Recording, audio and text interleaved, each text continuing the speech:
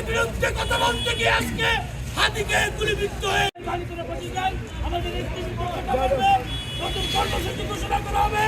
এই হাদির রক্ত যতদিন পর্যন্ত এই ইউনিট সরকার বিক্ষোভ সমাবেশ থেকে অন্তর্বর্তীকালীন সরকারের প্রধান ডক্টর ইউনূস সাহেবকে বলতে চাই, যারা উসমান হাদিকে শহীদ করেছে তাদেরকে দ্রুত গ্রেফতার করতে হবে। ফয়সালা হবে ন্যায্যতার ভিত্তিতে, তোমাদের সাথে আমাদের ফয়সালা হবে শুধুই ন্যায্যতার ভিত্তিতে।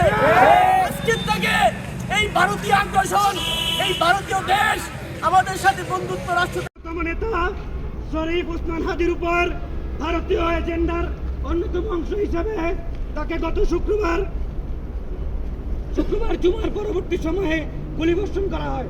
দীর্ঘ 7 দিন চিকিৎসার পরে আমাদের এই ভাই আজকে জান্নাতের মেহমান হিসেবে আমাদের কাছ থেকে বিদায় নিয়েছেন।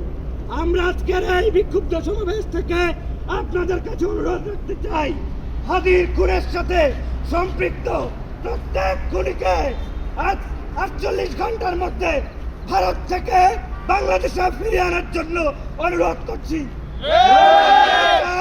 ভারত আমার দেশের পাশে থেকে আমার দেশের উপর যেভাবে আধিপত্যবাদ বিস্তার করে যাচ্ছে, এই আধিপত্যবাদ এখানে শেষ হওয়া দরকার।